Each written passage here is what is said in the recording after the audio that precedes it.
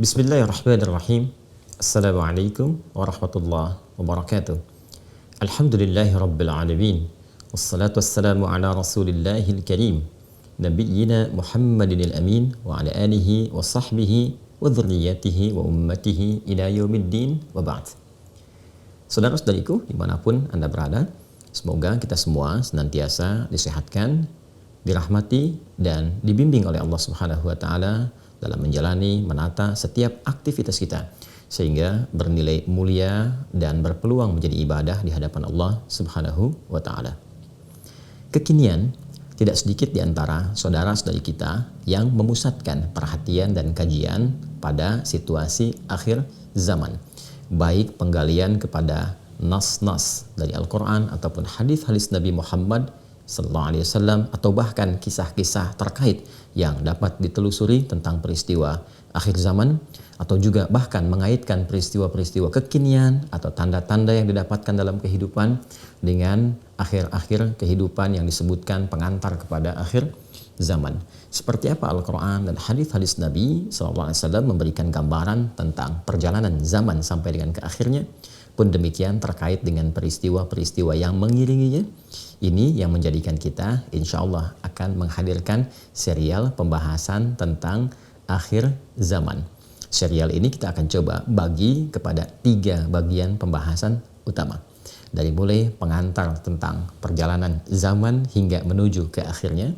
Kemudian yang kedua adalah tentang peralihan dari mulai masa-masa pengantar akhir zaman ke masa tatanan dunia baru yang mengantarkan pada akhir-akhir zaman. Dan yang ketiga terkait dengan berakhirnya zaman yang ditandai dengan munculnya peristiwa-peristiwa besar.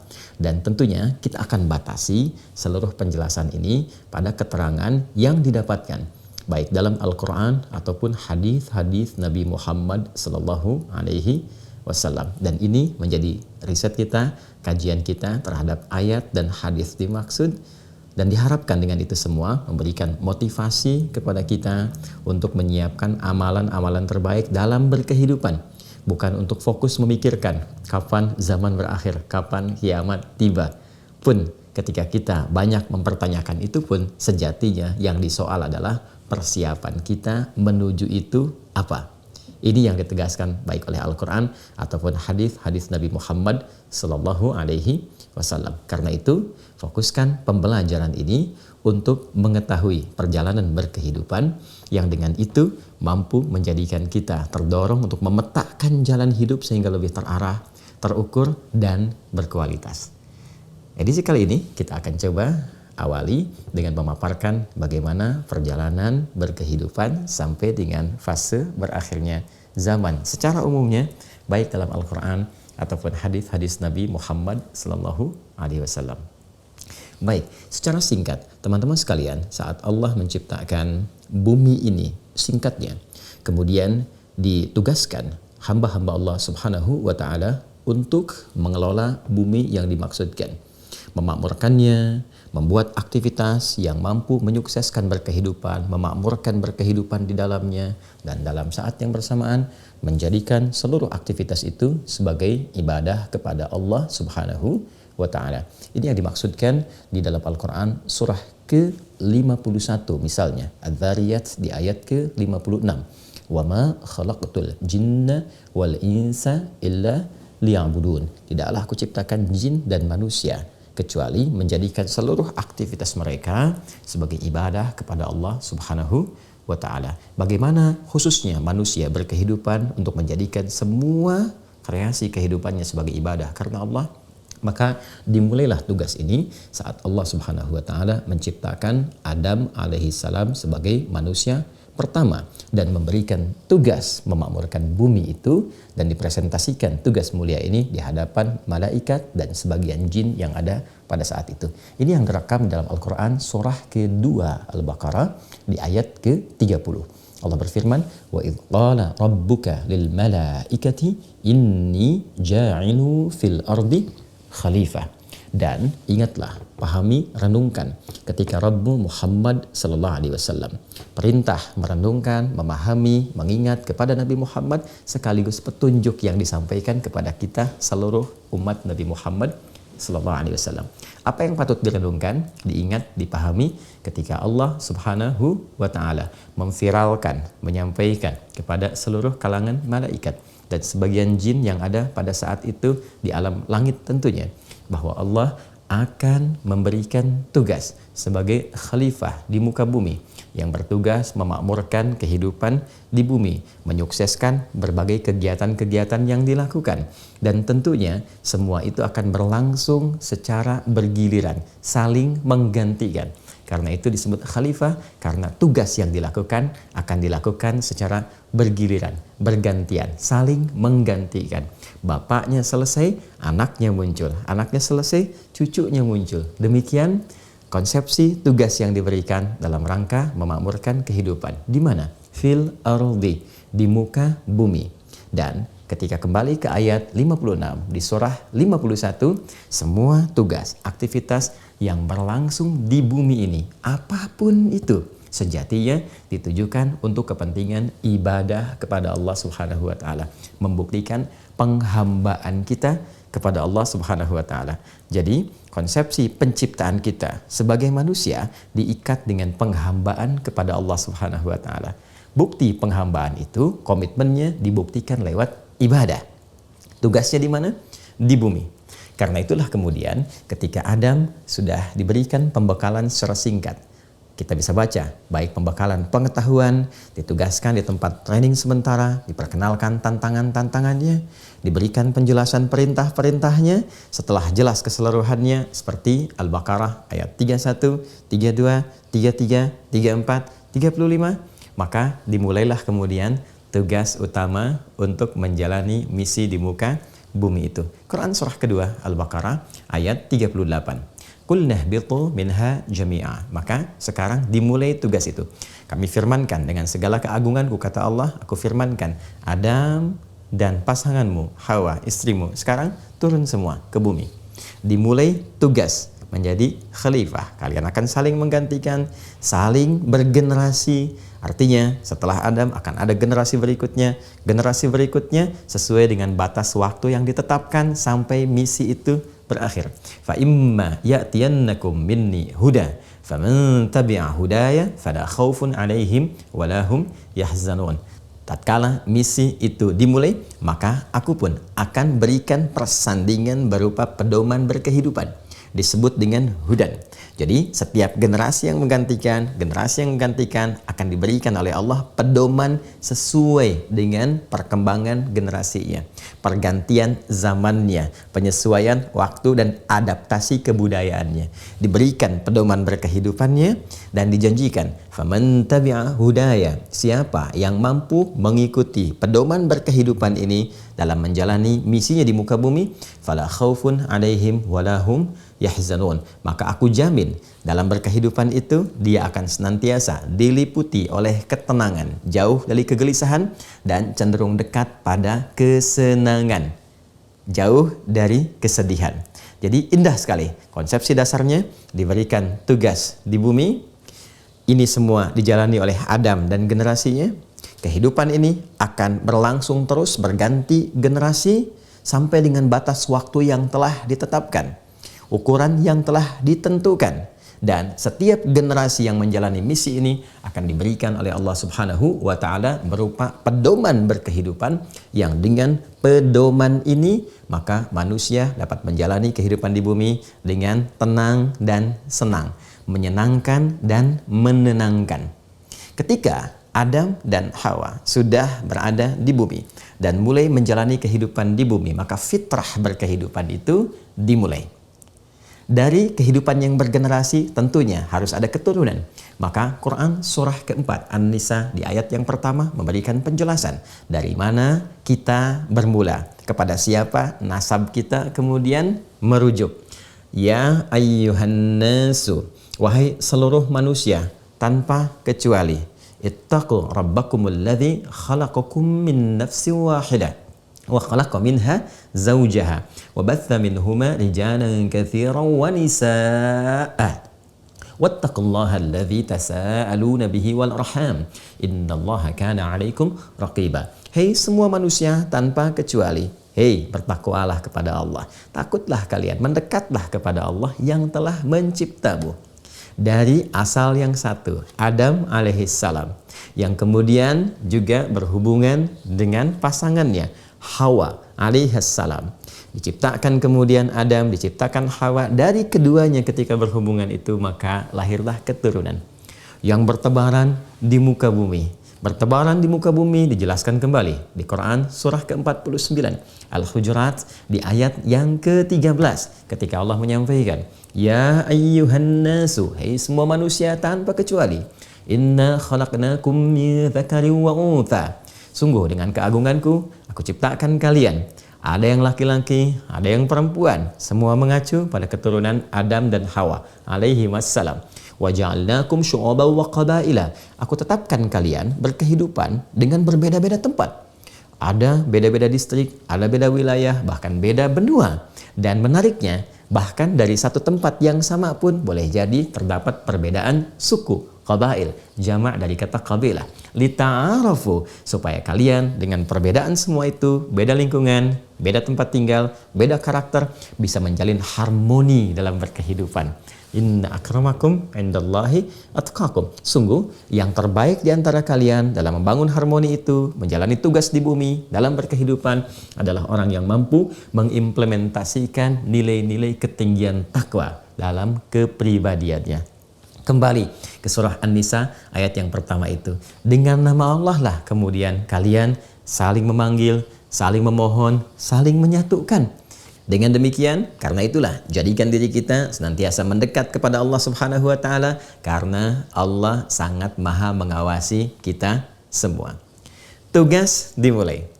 Adam Hawa melahirkan keturunan. Dan fitrahnya akan berganti generasi. Setiap generasi ada pedoman berkehidupannya. Siapa yang menerangkan pedoman itu? Siapa yang bertugas untuk menjelaskannya? Siapa yang mampu menerangkan dan mencontoh bahkan menuntun generasi di masa itu? Maka fitrah ini menjadikan Allah Subhanahu wa taala telah memutuskan sebelumnya akan ditunjuk, dipilih setiap insan terbaik di setiap generasinya untuk menerangkan hudan dimaksud.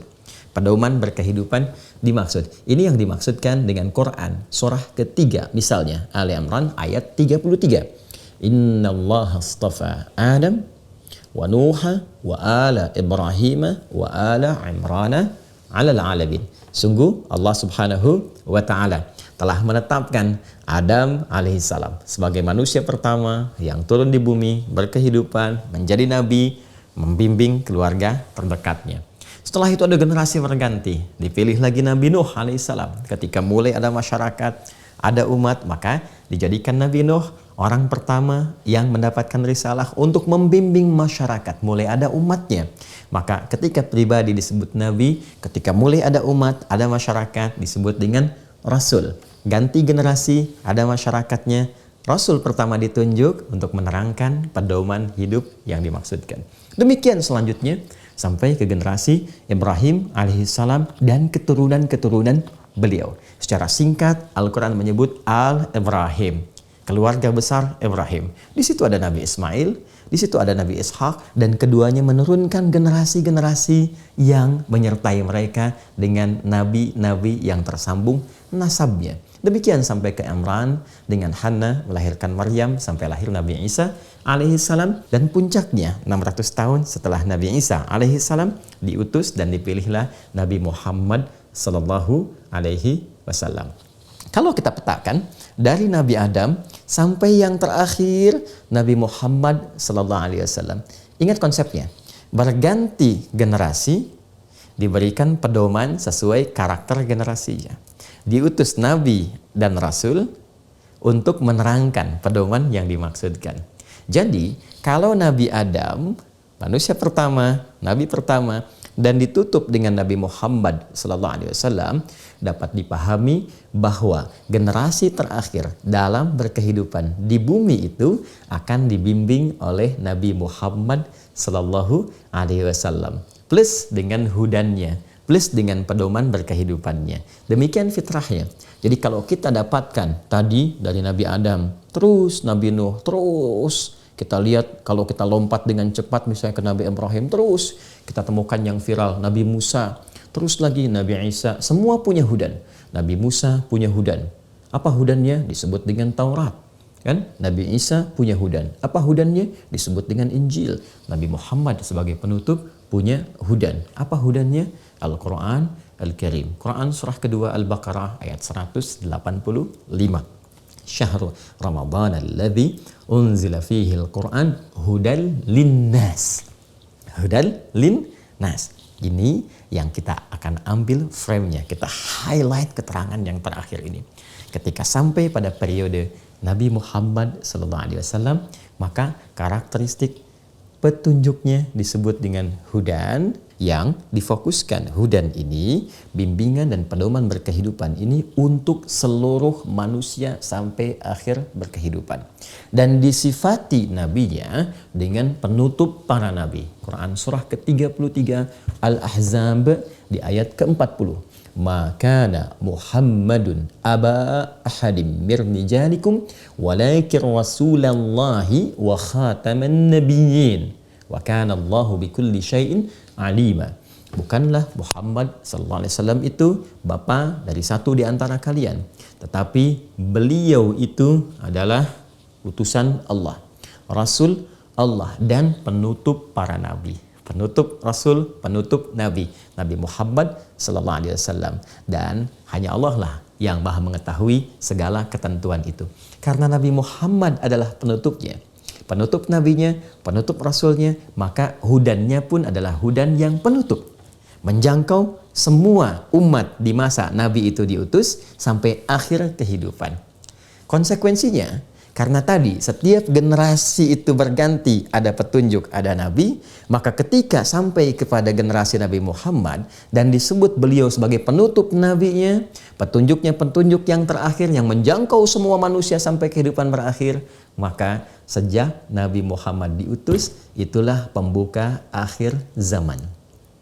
Sekali lagi, sejak Nabi Muhammad diutus, itulah pembuka akhir zaman. Karena beliau disifati oleh Al-Quran sebagai Nabi yang terakhir, Nabi yang menutup, Nabi yang melengkapi semua terkait dengan misi kerasulan dan kenabian. Silahkan cek semua karakter Nabi-Nabi ketika diutus untuk umat mereka. Nabi Musa untuk kaumnya, Nabi Isa untuk kaumnya. Demikian terus sampai dengan ke atas. Nabi Muhammad untuk semua manusia. Untuk semua manusia yang berkehidupan sampai dengan zaman berakhir.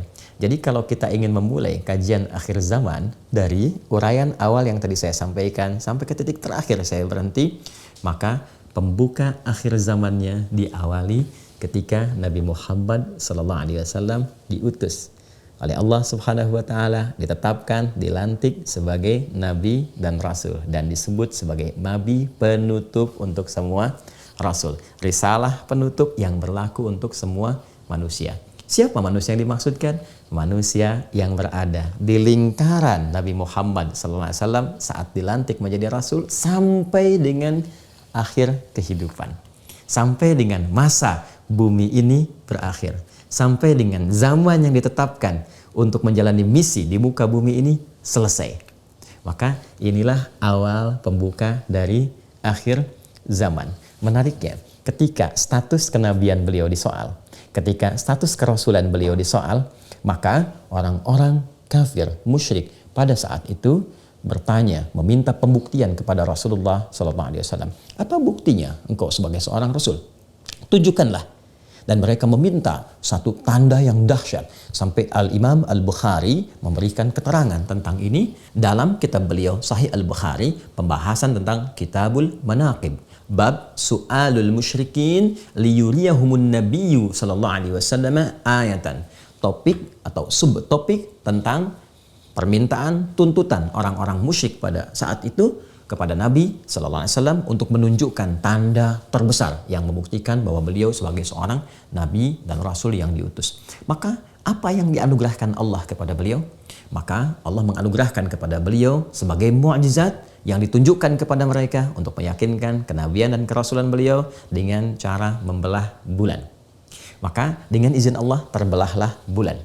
Bagian yang terbelah sebagiannya nampak terlihat di atas satu bukit tertentu dan sebagiannya lagi nampak terlihat di atas bukit yang lainnya. Jadi bulan terbelah menjadi dua, terlihat satu bagiannya atau setengah dari bagian tadi di atas, nampak di atas bukit tertentu, yang satunya lagi di atas bukit yang lainnya lagi. Ini diriwayatkan oleh sahabat Ibnu Mas'ud radhiyallahu taala anhu ketika beliau mengatakan insyaqqal qamaru ala ahdin nabi sallallahu alaihi wasallam faqala Rasulullah sallallahu alaihi wasallam ishhadu.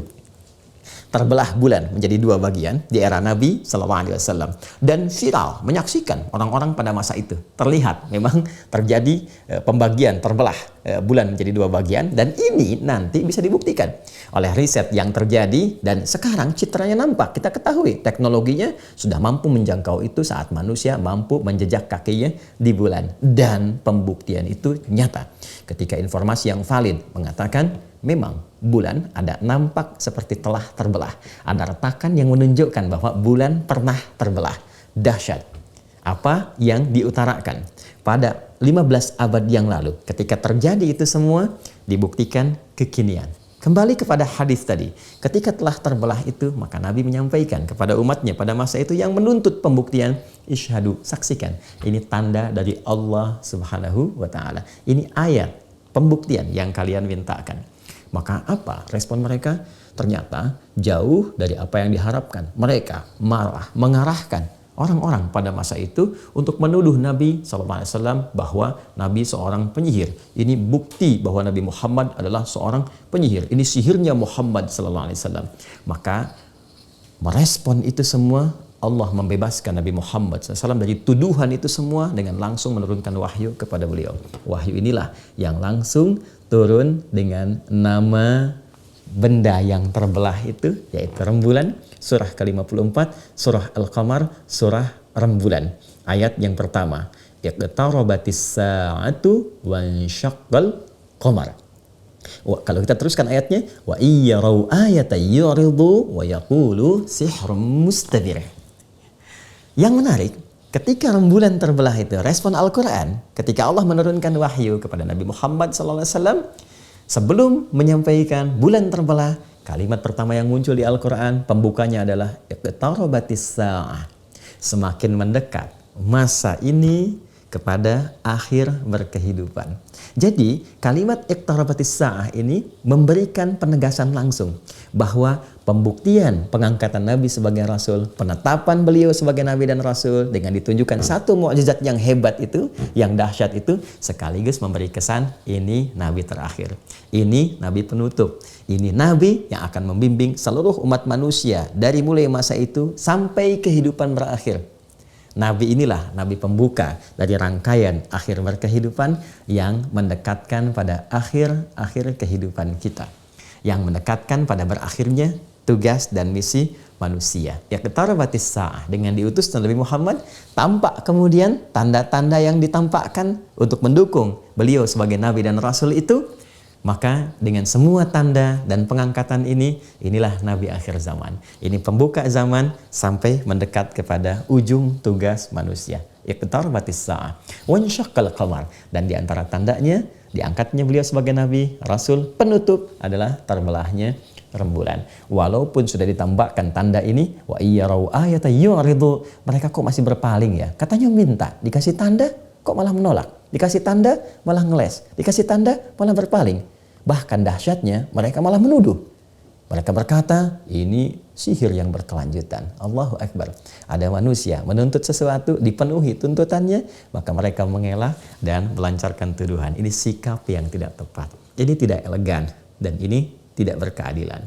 Namun itulah di antara sekian hal yang kita hadapi dalam hidup berkemasyarakatan. Jadi teman-teman sekalian, kalau kita bicara tentang bagian pertama, pembuka rangkaian dari akhir zaman, kita bisa simpulkan bahwa dengan diutusnya Nabi Muhammad SAW sebagai pembimbing terakhir dalam berkehidupan, Rasul yang ditugaskan langsung oleh Allah menyampaikan pedoman berkehidupan yang sempurna untuk seluruh manusia, Saat yang bersamaan beliau pun menjadi tanda bahwa ini Rasul penutup, artinya penutup semua risalah-risalah Nabi dan Rasul sebelumnya.